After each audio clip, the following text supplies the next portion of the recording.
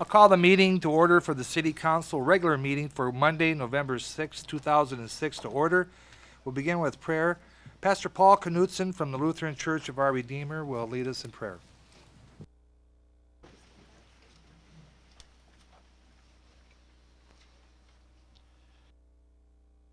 Shall we pray?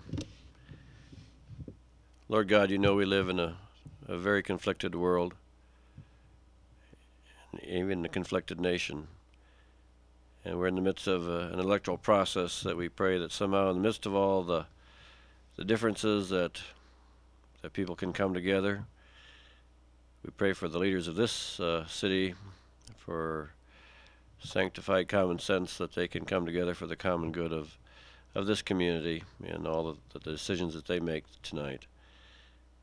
And so we pray for our land, our nation, that you may be in the midst of decisions that are made and very down-to-earth issues.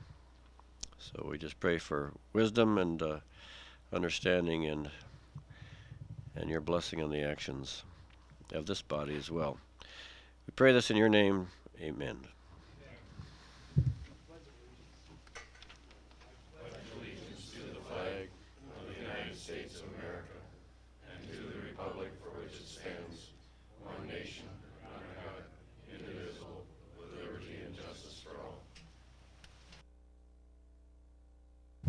Thank you, Pastor Paul. Roll call, Tracy, please. Arbogast. Here. Garnos.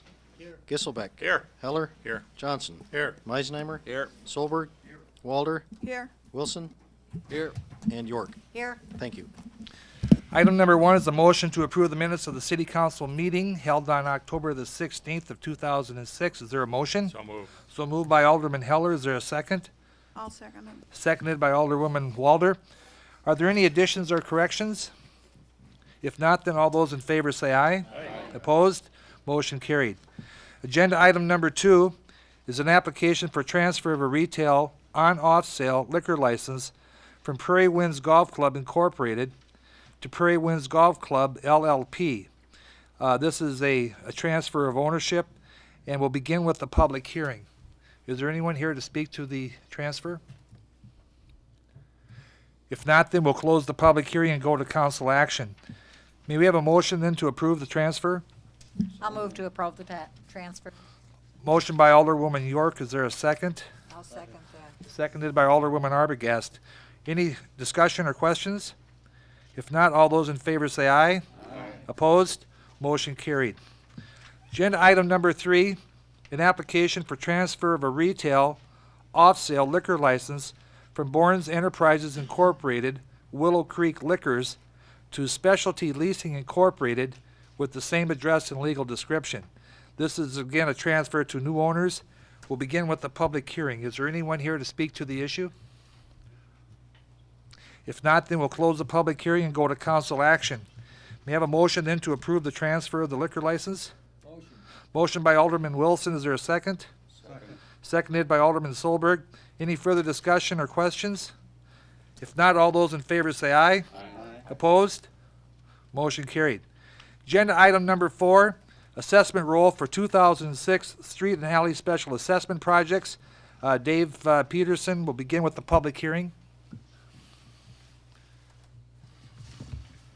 Good evening.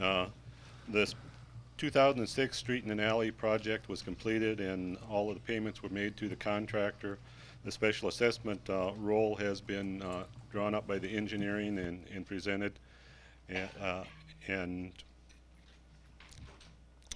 notices have been sent out to the property owners concerning this.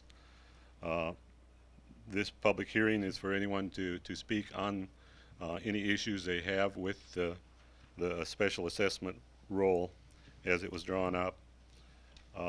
We did have contacts from the property owners on Area C, which is North Lake Drive and Cutts Avenue. They had some concerns about how the project was being distributed to the property owners, adjacent property owners. And I believe there's some people here tonight to speak on that. I'll put up a sketch as far as the road alignment first, so that you have explain what the situation is, and then we'll open it up to any of the public that wants to make any comments, if that's okay. Thank you, Dave. Is there anyone here from the property owners that'd like to speak to the issue? Is Mr. Thomas here? Is he apparently was a spokesman at one time. He said he'd be here about 7:30. 7:30? It's a little late. Is there anyone else that'd like to come up and speak? Daryl, you're kind of familiar with the issues, aren't you? Yes, my Okay. name's Daryl Dunn, and I am the property owner on Cutts Avenue.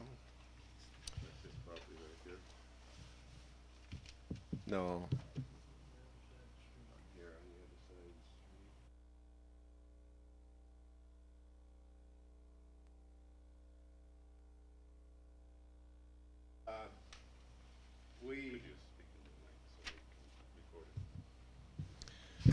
street. We're very disappointed with the way it's all turned out. I'm not sure that we have any recourse. We did speak with Mr. Peterson this afternoon to try and get an understanding of how they allocated the costs of this program. We feel that we are being overcharged, and according to him, we're not, and we have no recourse. A couple items. Can you hear me if I stand over here? We are being charged for all of this and all of this. And the city is only being charged for this amount and this amount. We are being charged for the excess here from the end of our properties out to North Lake Drive.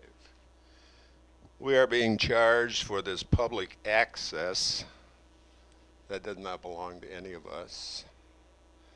And we feel that that's not fair. You know. I don't know what our recourse is at this time. Then we originally thought the highway or the road was going to be a square corner like we have in the city, you know. But the engineering department came up with this blue line here, and they had a big curve in it. At this point, it was about 40 to 50 feet away from my property line, so I still had a gravel road here. After talking to the engineering people, they did agree to move it over and come a little bit closer to my property, but they still didn't want to square it off. This shaded area here was what they were eliminating and omitting. Finally,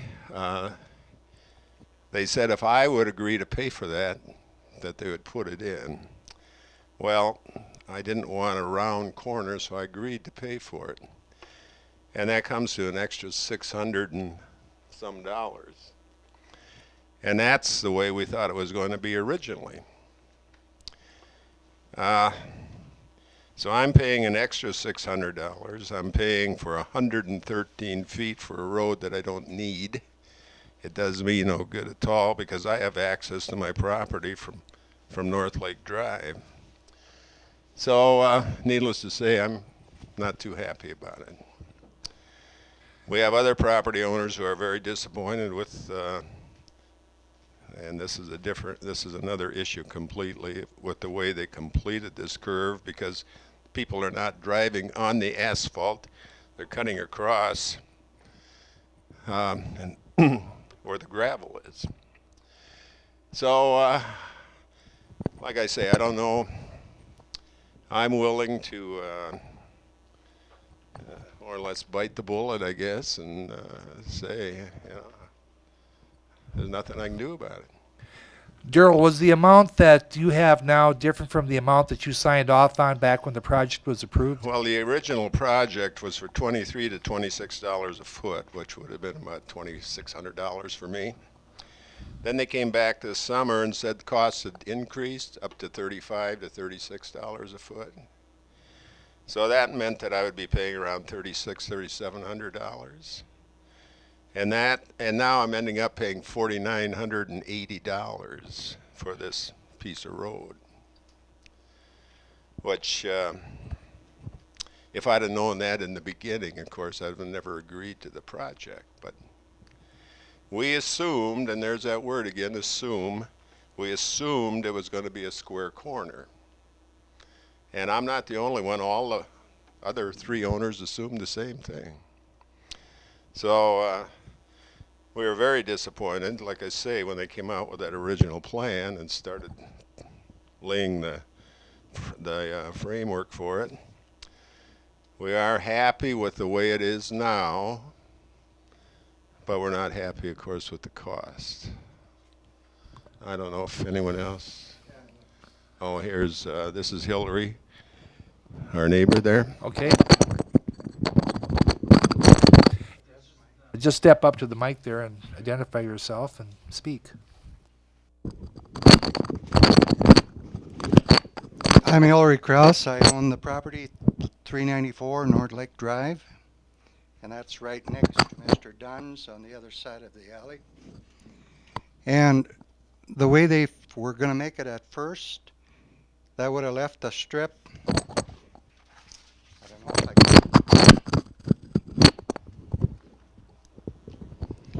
That would have left the strip. Well, here you can see where my property is, right here. And they were going to curve it according to this blue line at first. And that would have left a strip there of gravel and also gravel on the inside. Now the reason I went along with the project, I thought I was getting blacktop. If I'm going to have gravel on both sides, I would have never went along with the project. And then they decided to change it when Mr. Dunn wanted a square, which is fine. But then they made the square corner and they left this area in here all gravel. And now everybody drives on the gravel, and we keep shoveling off the gravel off the blacktop right now. So we have a blacktop road covered with gravel. So what is the advantage of having a blacktop road? I think that to solve this problem, the city should make a little bit of a more rounded curve here with blacktop. And that's the only way it'll do any good. I see. So you're not happy with the end result Definitely. and not with the price, okay? Just trying to get what everybody's problem is here. Anyone else that'd like to speak to the issue? When we originally, I'm Wendy Dunn. When we originally agreed to this, we assumed, again we say assume, that we asked for North Lake Drive to be blacktopped and Cutts Avenue. And I personally believe that it would be the road bed that was there right now as gravel. And that's part of where the problem has come in.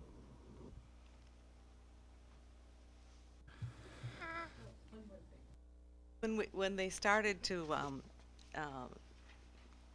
prepare the road, and we went down and went, wait a minute, this is a curve that was a long way away from our property. And I did call and speak to Dave Peterson about it, and he said it's done, it's set, and there's nothing you can do. And I asked him if there was any recourse at all, and maybe you could tell me, who should we have called to complain? We were told there was nothing we could do. Stan, That's a can you answer that? Or Herb or Dave, but I don't know exactly how to respond to the question because I don't know at what point they were in the process at the time they would have made these observations, and I confess maybe Dave knows at what point they were in the process to know who they could have contacted and what if anything could have been done at that time.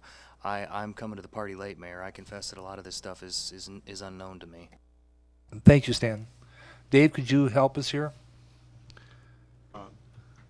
Yes, I guess we were at the point where we had a contractor and he was already out there on the job. I mean, that's where we were at the time. We had prepared the design, based on the location that we have for the blue lines there, which was following where the traffic was more or less driving, at the time. They were making the corner that short or that rounded, to go around that corner. And that's why we ended up with the initial alignment that we had there. Because that was, it's a corner that turns a little bit more than 90 degrees, and the traffic was going in approximately where that blue lines go. We did make the concession at that time to adjust it to go out farther. If we would have at that time paved more area, it would have been more cost for everybody. And we had heard from the property owners previously that they were concerned about the cost to begin with, so that's why we weren't ready to make the concession to pave the whole area of that intersection as big as it was to begin with. Well, when they approved the project as bid back on the June 19th City Council minutes, which I have a copy of here in regards to that project, the project amount was $18,154. How much had that changed from that time? The change order for the project, the increase in the project was $402.12, and that was largely due to the squaring off of that area, the shaded area there. That amounted to $546.74. So actually the project as an overall, if it wasn't for that additional shaded area, would have been slightly under what the contractor I see. had bid on it. So it'd come under bid then, actually.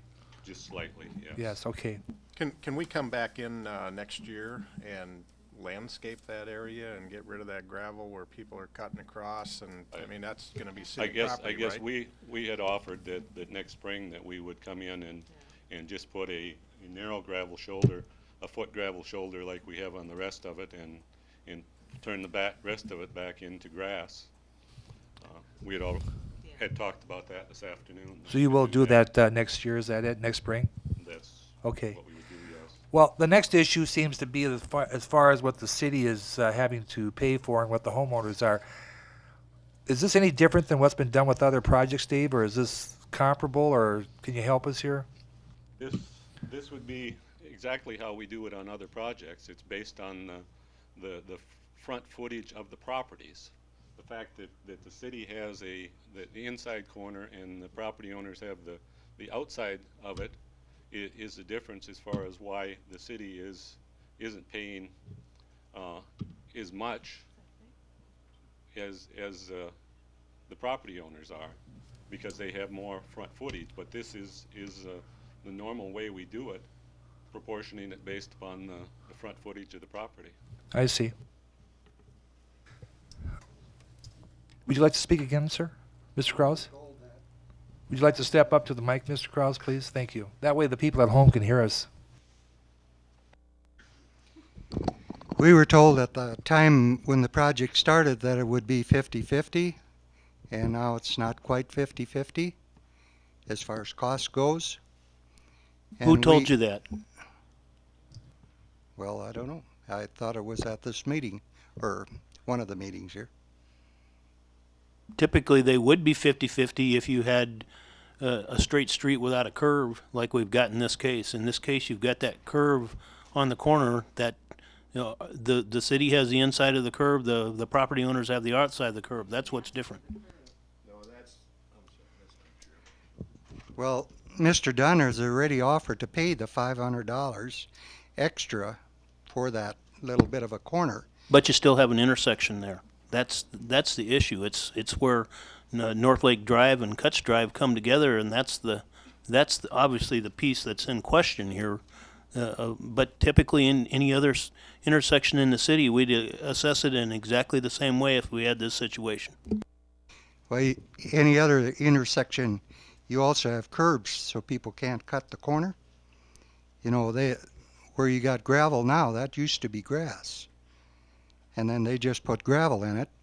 You keep driving over grass when it's muddy and you got a mud hole. And we're going to come back and fix that in the spring. I don't see how you'll do that unless you put in blacktop. Anything else, Mr. Kraus? Okay. Any questions from the council or any other comments from the? I have a question. Okay. Can you answer where we could have gone when we originally found out they were putting a curve in the road as opposed to a square corner? You could have come to me as the public works director, or you could have gone to either one of your two council members that are in your ward. Okay, thank you.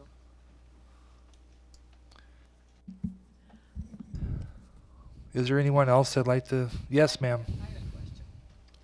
I'm Judy Ronning, and when you talk about the original price of $18,100 and then the change order, that's what I thought was going to be divided out. I was not aware that there was ever a 16% for engineering, and that might be standard also, but that was never discussed with me. I didn't know anything about that till I got the breakdown. The 16% engineering fee is added on to this bill. Is that what you always do when you have a public? That's the process, yes, ma'am. Well, then we should have been notified of that too, because if I'd have known this cost was going to jump like it's been jumping, I wouldn't have done it either. But I didn't even get this till just the other day. It didn't come with my original letter that I even got until we started questioning all these things, and then all of a sudden this worksheet comes out, and it's like, what in the world are we talking about? 16%. I mean, what do we pay our city for? I mean, all my taxes, don't they pay for the salaries and whatever of the city people? I mean, I'm very lost on that 16%. Herb, was that not in the original bid amount then when they said it was going to be $18,154? That wasn't part of the overall price? Yep, I'd have to defer to Dave, but Dave? All of the estimates that have been prepared, you know, were including that 16%. Even when the bids came in and we divided, you know, the cost up, that 16% was included in there. I was thinking there was I don't have a copy of what the notices were that were sent out, but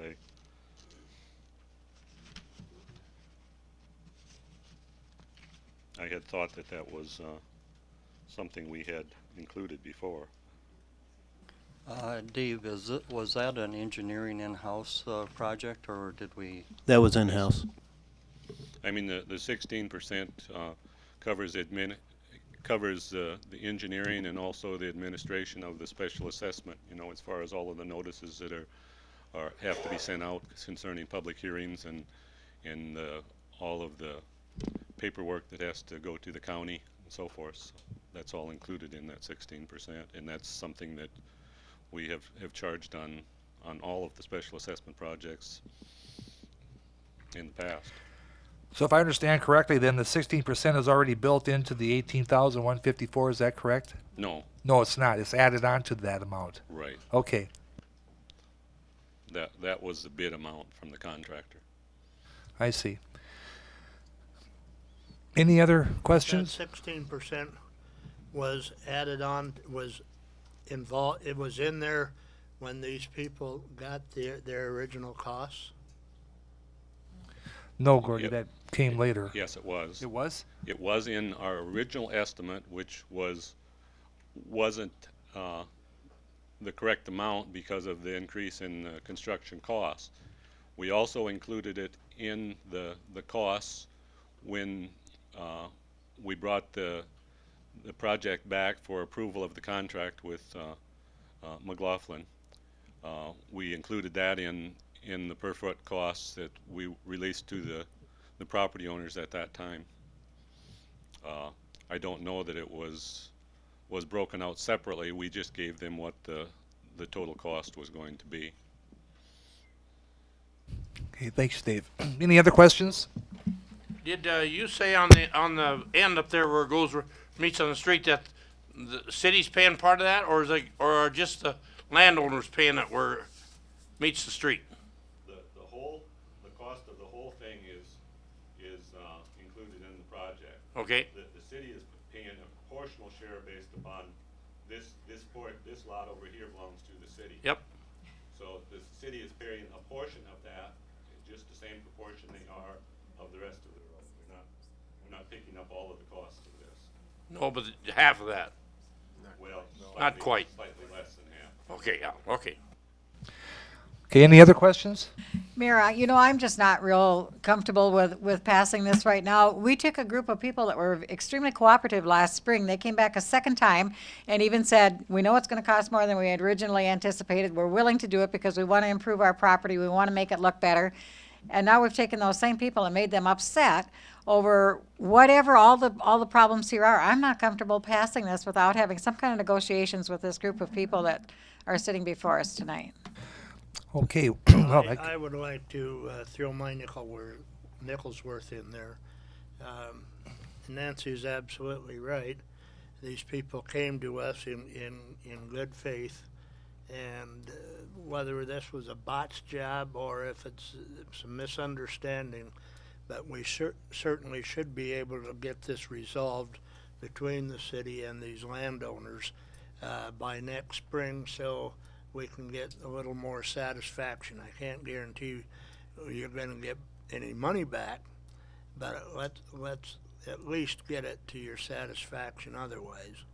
And I would urge that if need be, meet with the engineer and the public works director so there is no misunderstanding by the time spring comes. I think that probably whatever happens, but I think the county is going to be very upset. I think Tracy told us last time that their assessment rolls and everything are all already put together, and so I don't know if you put this off, I don't know what's going to happen to all of that. Well, it certainly shouldn't be put off till next spring in terms of the assessment process. I think, if you chose to, and I'm not advocating that you do this, but if you chose to put it off till your next meeting, I think we could still meet the county's requirement. But I do know that the public works staff has met with the property owners. I'm not sure what another meeting will accomplish. I think engineering has indicated that some of the improvements, enhancements to the shoulders and the gravel areas are things that the city has agreed to do and will commit to doing next spring, which makes sense to do it next spring. The costs in terms of, I believe the per foot cost estimates that are being assessed are in line with the estimates that were made the night the folks that live on that street were here and agreed to the project on the 19th of June. I believe those per foot estimates are within that range, and if I'm wrong about that, Dave, please correct me. But so I mean, this is never an easy thing, I guess, when a project maybe doesn't turn out quite the way people want it to. But the fact is, that is what it cost, and that is, it costs what they were told it was going to cost. So I don't know that putting off the assessment roll necessarily is going to achieve anything for anyone. That's my nickel's worth. I agree with that 100%. Okay. Yes, Daryl. Daryl Dunn again. I'm glad you mentioned that because that was our hope that we could have one more meeting before you meet again to decide on this. And we have discussed it, and we would like to have our two councilmen meet with us at the site so you can see firsthand before we go on. So if we could arrange that at some time, we would feel good. That was going to be exactly my suggestion, that the two council people from the lake have a chance to meet with their constituents and at least look at what the problem is, have the negotiating process. So I'll make a motion, we table it until the next meeting. Nancy, we're in a public hearing right now, so I'm sorry. that's okay. Is there anyone else to speak before the issue? If not, then I'll close the public hearing and go to council action on resolution 0650. Mayor, can I just make one comment here? Yes. Do you want to table the entire roll, or do you want to just table assessment C so we can at least get the rest moved on? I believe the proper action would be C, which is the area that's in question. That's what I would think we'd want to table for next meeting. Is that agreeable, Nancy, with the motion? Yep, that'll be we didn't have any other questions during the public hearing from any of the other ones, correct? All right. No. Okay. So we have a motion. Do I have a second? Seconded by Alderman Garnos. Any further questions or discussion? If not, then all those in favor say aye. Aye. Opposed? Aye. Let the record show one opposition, Alderman Heller. Motion carried. So the two aldermen from the out to the lake will meet with the property owners on section C. I'll let you folks get together as to the date and time, and then we'll take this up again at the next meeting, which will be the third Monday of this month. So November 20th. Thank you very much. Moving on to item number 5 is. We have to pass the rest of that, right? Oh, I'm sorry. Thank you, Brad. Okay, so I have a motion then to pass the rest of the assessment roll, excluding C. Motion by Alderman Johnson. Is there a second? Seconded by Alderman Meisenheimer. Any further questions or discussion? If not, then all those in favor say aye. Aye. Opposed? Motion carried. Thank you. Now on to item number 5 is the plat of Lanús 3rd Edition, resolution number 06-42, which was tabled at the last meeting. I'd like to have a motion to take it off the table. So moved by Alderman Giselbeck. Is there a second? Seconded by Alderwoman Walder. All those in favor say aye. Aye. Opposed? Motion carried. To begin, I'd like to have our city attorney, Stan Fox, bring us up to date on this issue. Stan, would you like to speak to this, please? Sure, thanks, Mayor, and I'll be brief. I won't give specific chronological dates, but just to orient the council with where we've been. This matter, is, as you know, is about 1.5 miles outside of the city limits. I believe it's 18 lots that are proposed as part of the plat of Lanús 3rd Edition. And as state statute dictates, the applicant first went over to the County Planning and Zoning Commission and got approval of the plat. But the county commission always puts the tagline at when they're making the motion to approve. It's of course subject, if it's within the 3-mile territorial jurisdiction, it's subject to whatever requirements the city's likely to impose on the applicant by way of exercising its subdivision jurisdiction. So the applicant came over to the plan commission with the county approval, and of course, as the council knows, one of the parts of the plat approval process, there was a lot of P's there in a row, includes the applicant providing the city with a letter of assurance that under our ordinance says these are the things that your subdivision ordinance requires. Here are the things I'm willing to commit to do and as part of this subdivision improvement. Well, the letter that was prepared with the folks upstairs and the applicant working together included language that suggested this development could have septics on the site. The Plan Commission got that draft letter and said, we appreciate all the fine scholarship that went into it, but we're going to amend that, and we're going to say that to the City Council, we recommend that the letter of assurance require that this developer put in sealed holding tanks as a condition of plat approval. That, as you folks know, came to you a couple meetings past, and you approved that letter of assurance that included that language. Mr. Aggie, the applicant, was here with his legal counsel. At that time, the council said, look, before we can take action on the plat, we have to have an approved letter of assurance. It was my advice to you at that point that without any ink on the letter of assurance, we really don't have a letter because the developer hasn't committed to do anything. And at that point, the developer said, I'm not going to sign that letter. So I believe it was Alderman Garnos or a couple of you asked me, well, then what's next? I gave you a couple of options. You elected to, you approved the letter of assurance and then passed a motion that simply tabled action on the plat. So tonight, we've just resurrected the plat. It's now off the table, and it's before you, and you can do a couple of things. You can take action on the plat under our ordinance. I would suggest to you that because we don't have an approved letter of assurance fixing those responsibilities on the developer, you could move to deny the plat, and then Mr. Egge could start the process over.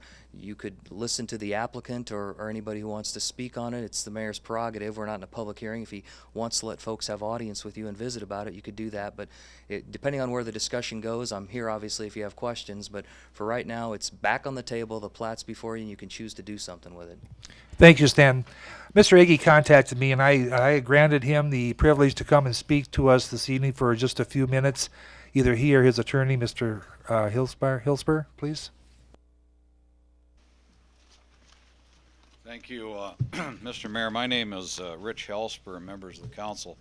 I'm an attorney from Brookings, South Dakota, and I do appreciate it, Mr. Mayor, that you gave us a few minutes. I will try to be brief. I know you have a long agenda. There are a couple things that I would like the council to consider. The one and only issue separating an agreement in this entire matter is the issue of sealed holding tanks. And I don't think the council had the information before it previously as to the cost of the sealed holding tanks, but I do have a printout that we prepared. It's based on information obtained right here in Watertown, South Dakota. Mr. Mayor, with your permission, may I pass this out? Yes, you may.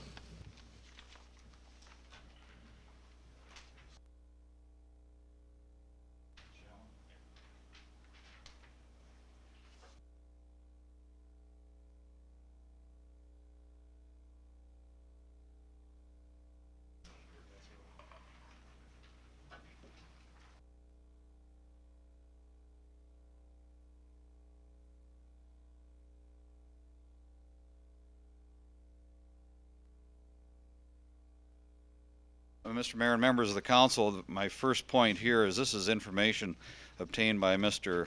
Agee just this week. If you are to impose the cost of a sealed holding tank, the annual cost for wastewater removal and treatment expense based on prices quoted from Harry's Pumping Service and the Watertown Wastewater Treatment Center is an additional, in our opinion, tax of $12,673 per lot.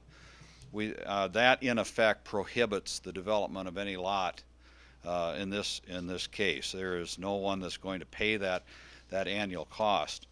The second point, and so I think you should have that. Everything in the letter of assurance is agreed to by Mr. and Mrs. Agee. They've been good neighbors out here in the community of Cottington County.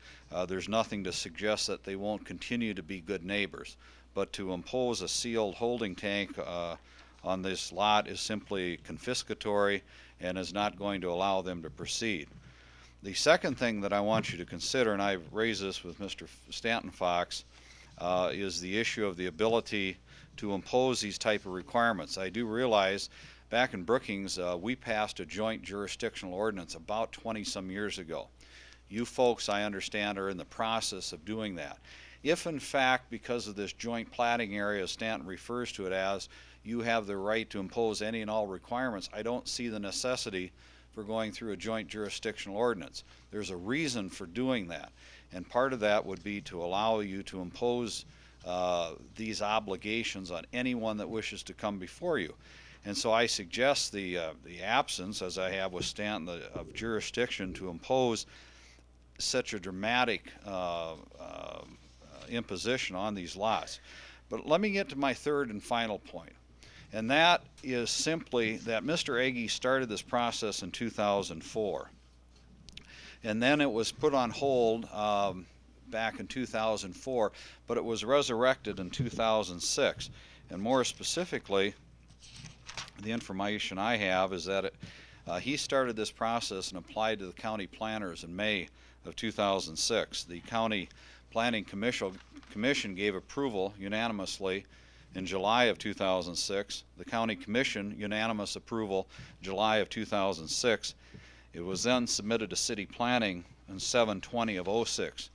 You folks began passing ordinances up here, an ordinance amending the revised ordinances of the City of Watertown regulating uses and activities within the AP Aquifer Protection Overlay District.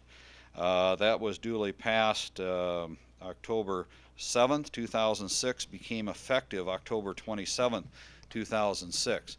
My point in bringing this up is Mr. Agee and his wife invested a substantial sum of money in reliance on the rules you folks had in place over the last few years.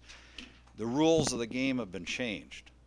And I'm sure Stanton is aware there's a South Dakota Supreme Court case right down here in Madison that held that a landowner who has a vested right in these prior rules and regulations is entitled to continue on under that process.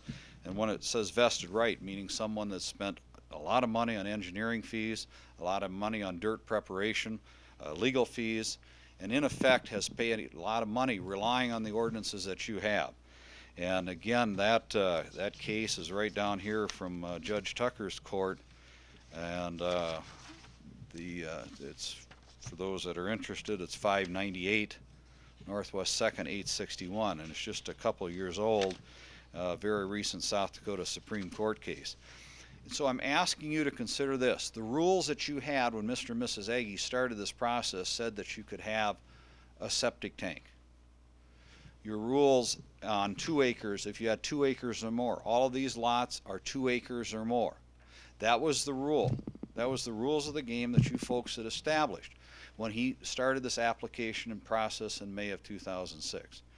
And so under those rules, Mr. Aggie clearly is allowed to have a septic tank system. And again, I'm hoping we can, you know, I saw the last set of folks that came before you, you were sympathetic to their situation. I hope you can be sympathetic and understanding with the Aggie situation, that they started under one set of rules and those rules have now been changed. And secondly, by imposing a $12,000 annual requirement, you in effect have taken away their right to sell these lots because there's nobody's going to buy it. So though, Mr. Mayor, that's the 10 minutes. Okay. I don't know if I used that much, but I appreciate you listening to me and my comments. Thank you. Thank you, sir, very much. Moving on to council action. Stan, we are under some type of a time restraint, aren't we, with this here plat? Well, I guess that's up to the applicant. They, under our ordinances, the timing is such that 90 days after submission, there's supposed to be action taken on the underlying plat. Now, we could split semantic errors, but I think we need to err on the side of caution, and if we want to hold fast to the 90-day time frame, we're getting close, we're inching up on it. But certainly, the applicant, through his attorney, could stand before you and say, if you have any appetite to listen to me and the statements that I made tonight regarding sealed holding tanks versus septic systems, if you're willing to consider that, the applicant can stand before you and waive the 90-day requirement. They can postpone it for as long as they're willing to wait if you folks are inclined to give them audience to listen to them. So you don't really have the ability to waive that time frame, and I did mention to Mr. Helsper and John and his wife both that in fact they have the ability to do that, but I think first they want to hear from you folks if there's going to be any willingness to listen if they do that. Okay, thank you, Stan.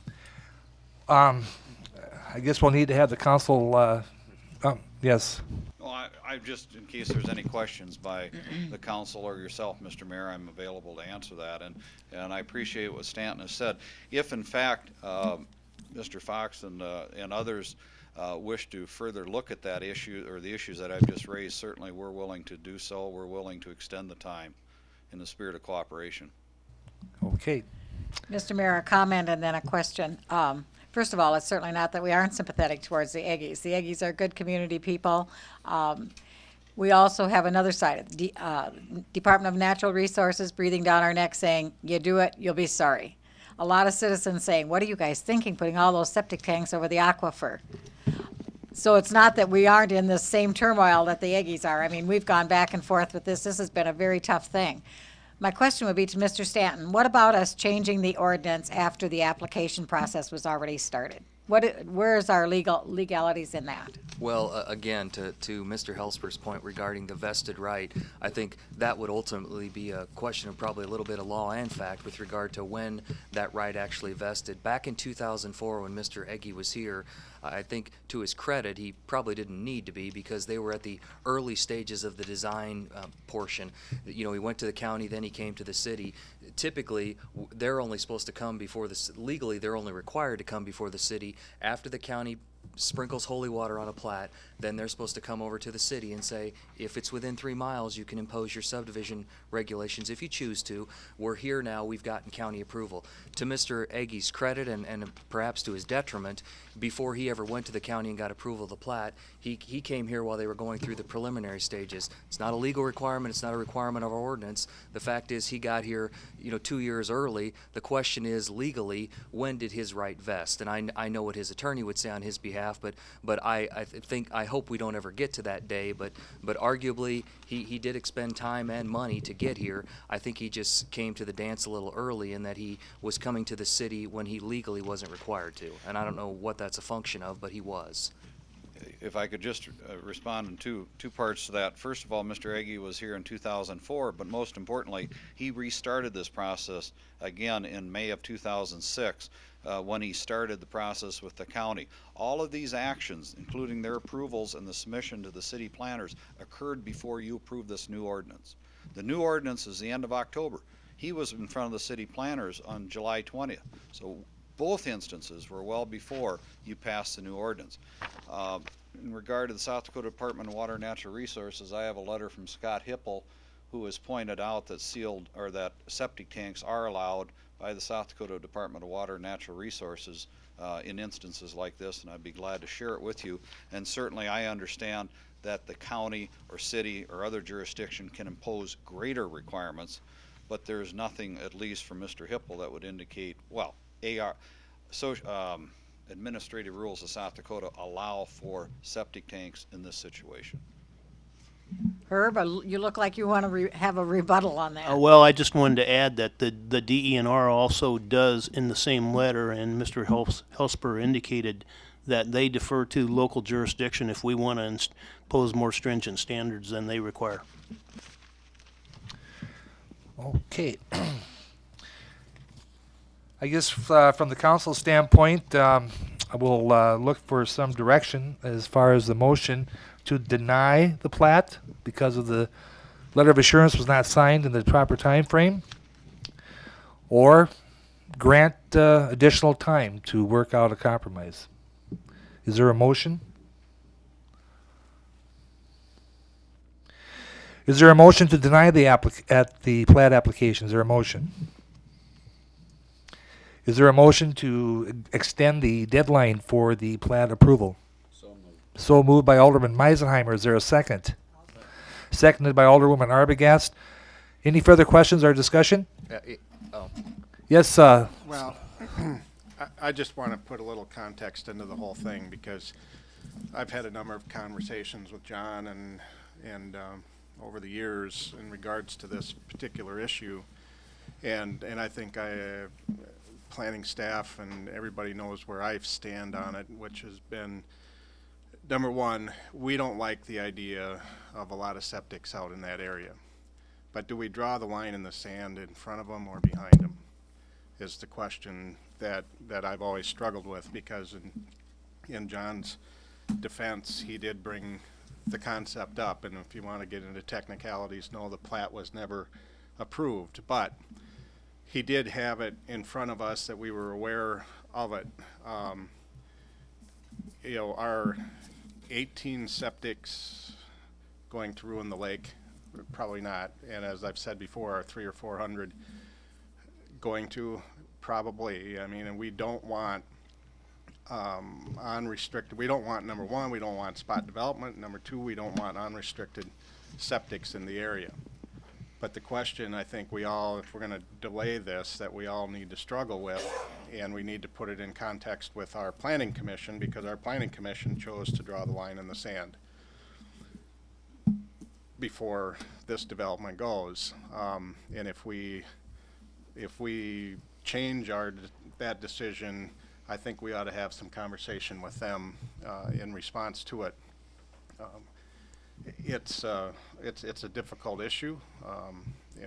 In general, I think if this goes, it's going to be the last one, and it would only be, in my mind, in the fact that the Aggies were early in the process that we would allow any exception to this. But I think we need to be very careful in how we deal with our planning commission on this issue. They have some strong opinions, and we need to respect those. But I don't mind giving it a little bit of more discussion time here to see if we can get somewhere. Thank you, Alderman Johnson. Any other discussion questions? Mr. Mayor, what time frame are you looking at? I'm looking at 30 days. I think that's plenty of time. Is that okay with Mr. Iggy? That'd be fine. Okay. There's been a motion and a second to grant an extension of time for the approval of the plat of 30 days. Yes? Yes, Carol? With this new information on what the sealed holding tanks cost, should this be presented to the planning commission? Or did they have this information before they made their decision? No, they did not have that information.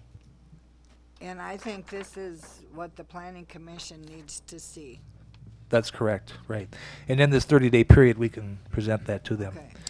So, with that being the case, all those in favor signify by saying aye. Aye.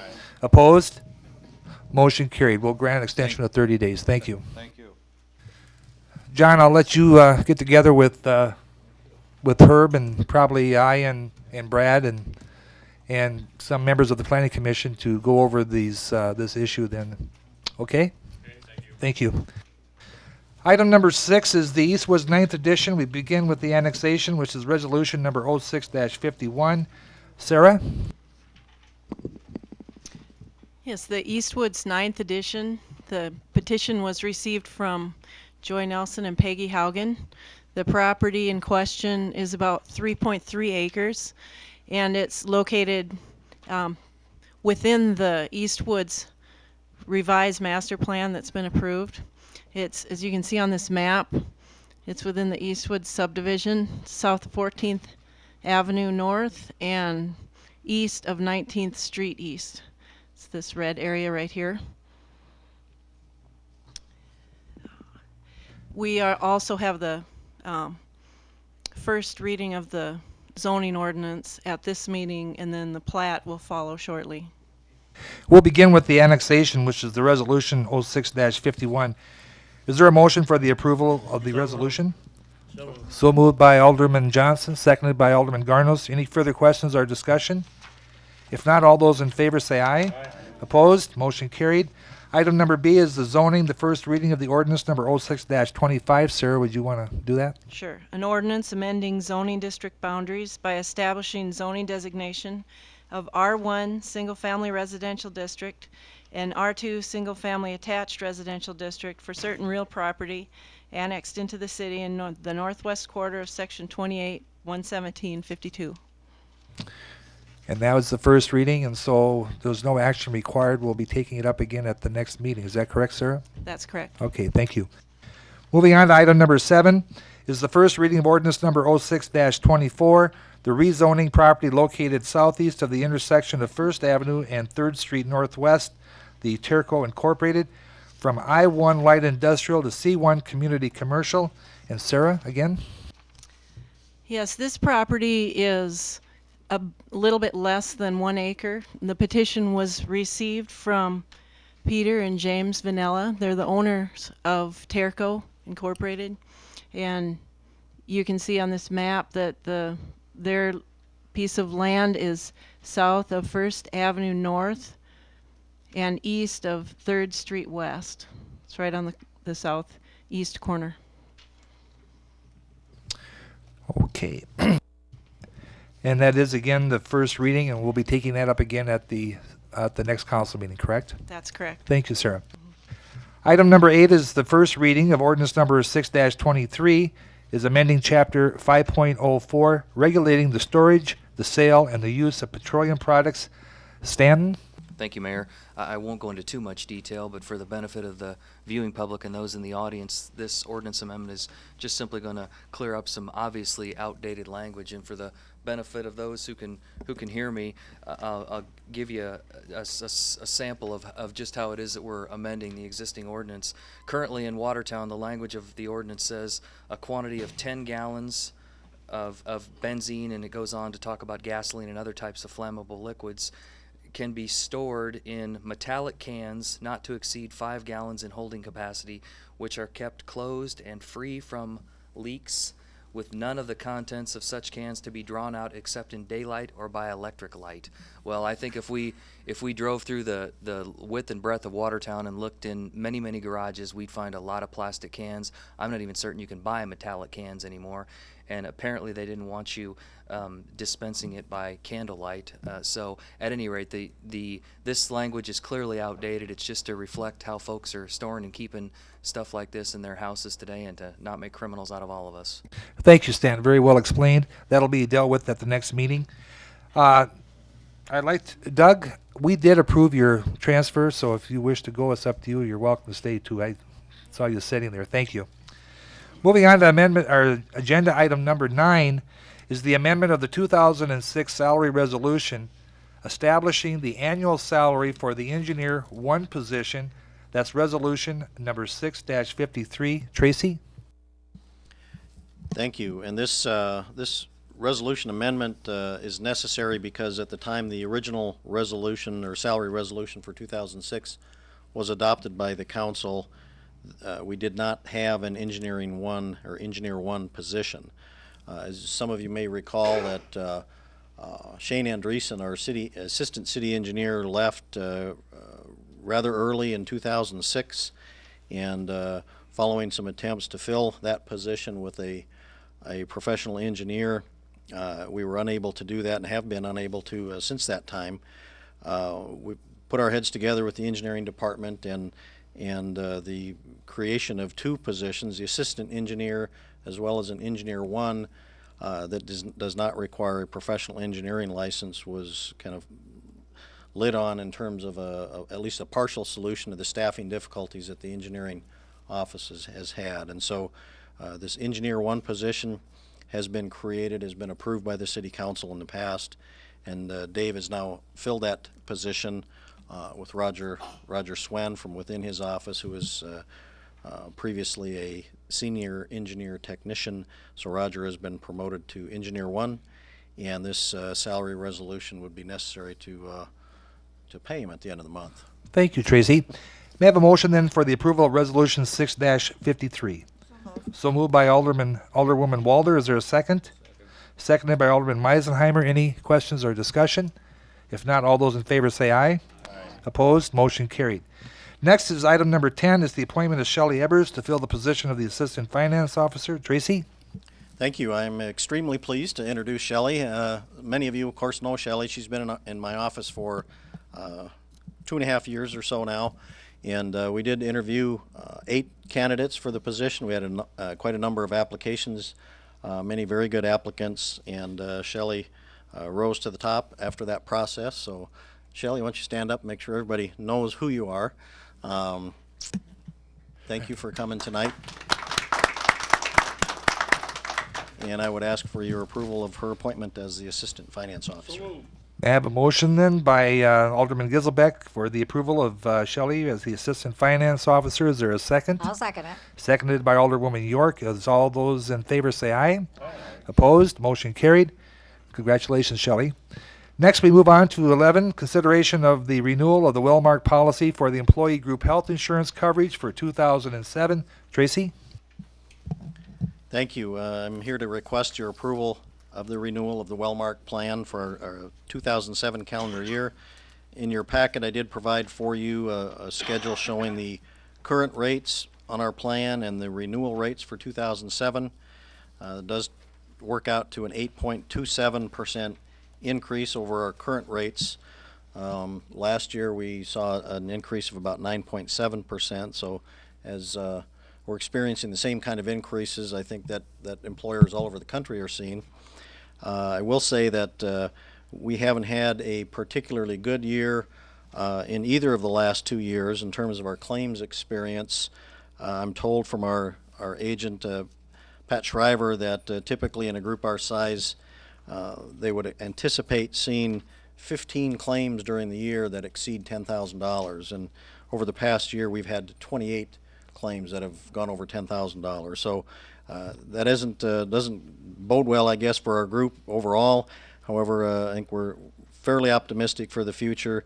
In light of the fact that our increase is 8.27, groups of our size overall throughout Wellmark's book of business are increasing at about 9.75. So things could be worse. They're not great in terms of health insurance costs, but they could be worse. So I would again ask for your approval in this renewal.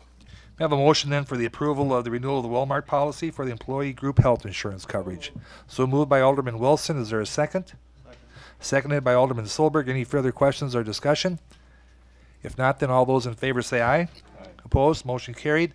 Item number 12 is consideration of amendment number 1 to the contract with Helms and Associates for professional services associated with the airport runway, taxiway, fencing, and other improvements. Eric? Good evening. In May of 2004, we signed our contract service agreement with Helms for the engineering for our runway project. It's been 3 years since we signed the initial contract, and it's time to make an amendment since we did the initial or our bidding for that project, and we know what the quantities are going to be for those project materials. So the amendment here is just to change the contract cost from $250,000 to $282,000 or thereabouts. And it comes with your approval of the Public Works Committee, and if you have any questions, I can free to answer them. Is there a motion for the approval of the amendment number 1? So moved by Alderman Meisenheimer. Is there a second? Second. Seconded by Alderman Johnson. Any questions or discussion? If not, all those in favor say aye. Aye. Opposed? Motion carried. Thank you, Eric. Thank you very much.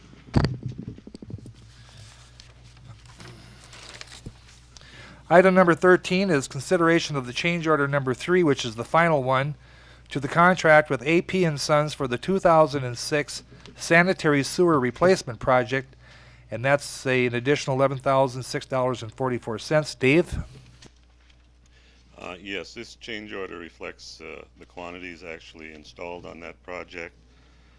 We had quite a little overrun on some of the projects on the asphalt work that needed to be done in association with the project. One of the big items was on Quad E Drive. We ran into some soils that were very unstable as far as the trenches, sides sloughing in, and the ditch got quite a little wider than what was expected. That alone was a big portion of the increase. This comes to you with the recommendation of the Public Works Committee for approval. May I have a motion then to approve the change order number 3? There's a motion by Alderman Garno, seconded by Alderman Giselbeck. Is there any further discussion or questions? If not, all those in favor say aye. Aye. Opposed? Motion carried. Item number 14 is consideration of the change order number 8F to the contract with McLaughlin and Schultz Incorporated for the 4th Avenue South Urban Systems Project, a deduct of $1,229.34. Dave? This again is the adjusted quantities as presented by DOT after they have done their review, both locally and out in their peer office, and all of the items have been agreed upon, and this comes to you with the recommendation from the Public Works Committee also for approval. Can I have a motion then for the approval of change order number 8F? So moved. So moved by Alderman Giselbeck. Is there a second? Seconded by Alderwoman Walder. Any further questions or discussion? If not, all those in favor say aye. Opposed? Motion carried. Item number 15 is authorization for the Finance Office to disperse an Urban Renewal Board revolving loan fund loan for Dennis and K. Solberg in the amount of $4,500. And I guess that's going to be for what, Dennis? Those old buildings need repairs. There you go. And will you be voting on this, Dennis, or you'll be abstaining? You'll be abstaining. Okay. Excuse me, Mayor. Yes, Tracy. In the interest of disclosure to the community, so folks know, because this does involve one of our council people, I should point out that these funds that are part of the Urban Renewal Board's revolving loan fund are not property taxes. They're not any form of city tax dollars. The genesis of the revolving loan fund goes back to a federal grant that the city received many years ago, before my time with the city, and that money was indirectly used as a way of seeding this revolving loan fund. And so all the money since that time has come either originally from that federal grant or from repayments of previous loans. So I think just in the interest, in the public interest, so people know kind of how that works, particularly since Mr. Solberg is involved in this loan, specific loan, it'd be good for folks to know that. Thank you, Tracy. Is there a motion then to approve the loan? So moved by Alderman Waldner. Is there a second? Seconded by Alderwoman Arbogast. Any further questions or discussion? If not, all those in favor say aye. Opposed? Motion carried. Item number 16 is consideration of applications for a refund abatement of taxes by Verlin Julius for lots 1 through 8 of Block 5 and lots 14, 16, and 17 of Block 4, all in Hahn's second edition, and that's for a total of $4,598.69. Tracy? I could certainly answer any questions that the council might have. All of these come to the city council with the recommendation from the county equalization office for approval, and the explanation on each of these parcels is the same in that the assessed values were increased in error when this property was, or after this property had been annexed into the city. They should have been included on what's called a developer's resolution that delays the increase in property value that's annexed into the city. They were inadvertently omitted from that resolution. Thank you, Tracy. Is there a motion to approve? Motion to approve. Motion to approve by Alderwoman York. Is there a second? Seconded by Alderman Solberg. Any further questions or discussion? If not, all those in favor say aye. Opposed? Motion carried. Item number 17 is authorization to advertise for bids for the purchase of equipment from the 2007 budget. And Mike Youngerman and Chief VTech, I believe, will speak to those issues. First will be the ambulance for the fire department. I think I'm actually B, so I... Oh, you're B? Okay, we can do them both together, though, so. Well, Mayor, it's pretty simple. We provided a package with the bids, and we're just asking for that authorization to open it. And that's 3 patrol cars. 4 patrol cars. 4? Yes, sir. Okay. And 1 ambulance. And we need a new ambulance, is that correct? That's correct. Okay. We can do both of these at once. Is there a motion to approve these then? Make a motion. Motion by Alderman Giselbeck. Is there a second? Seconded by Alderman Solberg. Any questions or discussion? If not, all those in favor say aye. Aye. Opposed? Motion carried. Thank you both very much. Item number 18 has been withdrawn. Item number 19 is a motion to approve the business license applications. Number A is Prairie Winds Golf Club for a liquor license of $25, and B, Kimberly K. Hoffman, taxi driver, for $25. I'd like to do both of those together, so can we have a motion for those approvals? So moved by Alderman Heller. Is there a second? Seconded by Alderman Solberg. Any questions or discussion? All those in favor say aye. Opposed? Motion carried. Item number 20 is a motion to approve the bills and payroll and authorized payment. A motion, please. So moved by Alderman Heller. Is there a second? Second by Alderman Meisenheimer. All those in favor say aye. Opposed? Motion carried. Item number 21 is the open. I believe Mike Brock, you wish to speak to us? You'd like to step up to the podium, please? Hi, I'm Mike Brock. I'm with I Have Duffy's Bar, and I was going to ask the city council for a special exemption to be open on New Year's Eve since it falls on a Sunday. And there's on sale, I think there's only a handful of us that this affects, the closing. The rest all have the option to be open with food. So there's like 6 places that can't offer liquor on New Year's Eve, and it's one of our biggest days. And it's one day that I can't advertise buy early because we're going to be closed that day. So I was wondering, I was under the assumption there's other cities in the state that were allowing this. Stan, can you help us on that? Have you heard? Well, with regard to other cities, all I can do is tell the council, as I have with various folks, as this conversation's come up over the last couple months, that certainly the council would have the authority to amend its ordinance for one day to allow this provision, or you could choose not to. You could choose to amend it from now and forever with regard to allowing the sale and consumption on Sunday. But right now, the ordinance, Mr. Brock is right, wouldn't permit it. It's up to the council entirely whether or not they want to choose to amend the ordinance. But I will tell you that in the interest of time, if you don't direct me to draft an ordinance revision tonight to bring back to you for first reading at November 20th, given first reading, second reading, adoption, and publication, it could never be in effect before New Year's Eve. So that's the reality you face tonight. The mayor and I have had conversations over the past couple weeks with various folks from the community, even at a state level, with regard to what Watertown may or may not do. Those are the policy options you have. It's up to you what you choose to do or not do. Mike, you're not asking for any other, you're not asking for a regular Sunday license. You just want this one time. Just this one time exemption because when of the it falls fact. on- when it falls on a Sunday, Right, which New is- Year's Eve. Yeah, which is what, once every 7 years, you know. Okay. Are there any questions from the council to Mr. Brock? How many are actually involved? How many facilities? I'm not sure. I don't have exact details on who all have the exemption for food.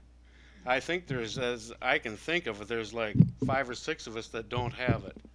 Myself, Woody's, Harbor, Fitzy's, probably 212. I don't know about 212 Casino, and maybe Number 1 that have state liquor licenses. So you'd be the only ones then that would not be able to be open on that day. Everyone else would be. Okay. We wouldn't be able to sell liquor. Right, okay. Any other questions or comments or? Well, if we took any action, they'd have to include them all, not just. That's correct. It would be, right. Tracy, the classification of that type of license would be, It's an on-sale liquor license. okay. So it'd be granting this 1 day time period from, what time would that be allowed then until when? Stan, would you have any suggestions? Well, yeah, I would think that we'd probably do it from 7 a.m. on Sunday until midnight on Sunday, because after Sunday at midnight, then of course we're on Monday. So Okay. But I do also I also think that one thing you might want to consider is, Mr. Brock made the point that here in Watertown as well, there's an ordinance that restricts off-sale licensees. All they can sell, as some of you folks may know, is malt beverage beer on Sunday. So on New Year's Eve day, if someone is in a mood to celebrate or bring a bottle to a party or something like that, if they walk into an off-sale retailer, all they're going to be able to do is buy beer. They won't be able to buy a bottle of wine or a bottle of hard liquor, because our ordinance wouldn't permit that. So depending on what you decide to do with regard to amending the ordinance or not, to Gordon's point, keep in mind that there are other folks who are likewise prohibited from selling on that Sunday. Is there any motion for the council then to want to amend the ordinance to allow this to happen on Sunday? I make a motion to leave it the way it is. There's a motion by Alderman Giselbeck to leave things as is. Is there a second?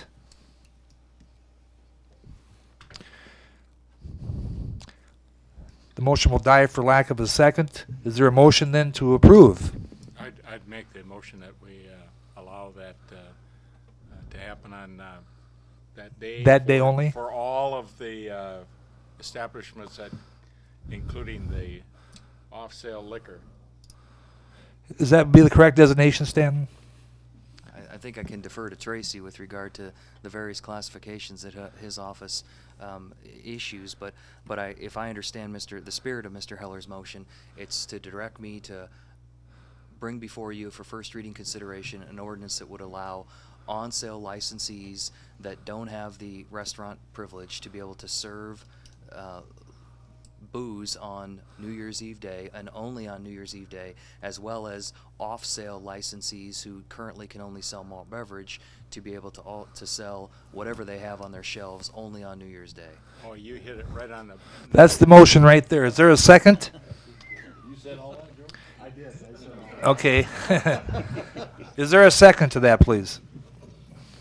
I'll second that. Seconded by Alderman Solberg. Is there any further questions or discussion? You know, this is another one of those that I wish people would think about these things soon enough that we didn't have to bring it to us, so we're right under the gun to make a decision right here and now. So from now on, I think that not just this thing, but a lot of things that people come to the microphone and say, I gotta know, and I gotta know tonight because my feet are in the fire. So that's just my comment. Well, in context of all of this too, It's been a long year. We could have thought of this. We might want to just, we're doing this as a temporary interim thing, but we might want to just take a new look at the whole ordinance as in the course of the year coming up, so that this doesn't occur every 7 years or whatever the case might be. That's good. We're all gone anyway, so. Okay, any other questions or any discussion? If not, whoops. Alderman Meisner. This could be turned down at the reading of the ordinance yet too, couldn't it, Stanton? Well, it certainly could, Al, and the other thing that we need to keep in mind is that after it gets in the newspaper, 20-day publication period, folks could circulate a petition and we could wind up having a special election over this thing. And that's the way it should be probably. So, anyway, moving on. Any other questions or discussion? If not, then all those in favor say aye. Opposed? No. Roll call, please, Tracy. Okay, on the motion to direct the city attorney to prepare the ordinance amendment as presented, Mr. Solberg? Walter? Mr. Wilson? Mrs. York? No. Mrs. Arbogast? No. Mr. Garnis? No. Mr. Gisselbeck? No. Mr. Heller? Yes. Mr. Johnson? And Mr. Meisenheimer? Yes. Count 6 votes in favor, 4 opposed. Motion passes. Stan, you'll be directed then to carry that forward. Thank you. And again, Stan, would you like to reiterate the fact that this, again, can be debated at the next, the first reading and second reading and be taken to a vote, so forth, so, is that correct? I think you just did. I don't. Okay. But yeah, all those things can happen. There's a lot of room for discussion here, folks, so that's great. Okay, moving on to old business. Item number A is the urban renewal assessment, the request from reconsideration by Mr. Jerome Hyder. Jerome, would you like to step up, please? And you can state your case. Mr. Mayor and council people, I'd like to recluse myself from the discussion because of family conflicts. Thank you, Nancy. Let the record so reflect that. I'm Jerome Hyder, and I'd like to be removed from that Urban Renewal Board assessment where I get taxed on, because I don't run a business out of my shop. All it is a shop, and I don't feel I should be in it. Okay. Stan, could you help us here? What is the proper procedure to ask for removal from the assessment roll? Well, and Tracy alluded to the long-standing relationship with regard to urban renewal in Watertown, the years that it's been around. But my understanding of the process, and this is people who have a much longer institutional memory than I do, is years ago the city made the determination that they were going to delegate powers to an urban renewal agency, which is why we have an urban renewal board. And under state statute, I've got the book open right here. It outlines the various powers that an urban renewal agency has, our urban renewal board. One of them includes their ability to establish the area of the urban renewal district, and I'm satisfied that our urban renewal board has done that. No offense meant to the council, but I think the proper authority to be able to amend the boundaries is that agency that had the authority to establish it, and I believe that's the Urban Renewal Board under Mr. Riefenberger's chairmanship. So I think that it's certainly possible that Jerome could be removed from the district, but I'm satisfied under state statute. We delegated that power. It's now vested in the Urban Renewal Board. So, Jerome, what Stanton said, do you understand that you need to go before the Urban Renewal Board and make that request to be removed from them because they were the ones that placed you on the urban assessment roll? Mm-hmm. Have you spoken with Mr. Riefenberger yet? Yes, I have. And have you appeared before the Urban Renewal Board meeting? Well, his meeting's what, the 9th? Okay, so you'll have to go to that meeting then and appear before them and request, again, based on your interpretation that you'd like to be removed, and then they would grant that request if they so choose. Yeah, but from what I've been told on one other guy that the mayor took and left him off when he was... I don't have that authority, Jerome. I don't have that authority. Do I, Stanton? No, you don't. No, I don't. Thank you. But you wasn't mayor then, but... No, I understand, Jerome. But I mean, the proper procedure is now for you to go before the Urban Renewal Board on November the 9th. I believe they meet at 7 o'clock in the morning. No, Oh, 8 o'clock? He told me it was 9 o'clock. Brad, what time? You're the liaison member.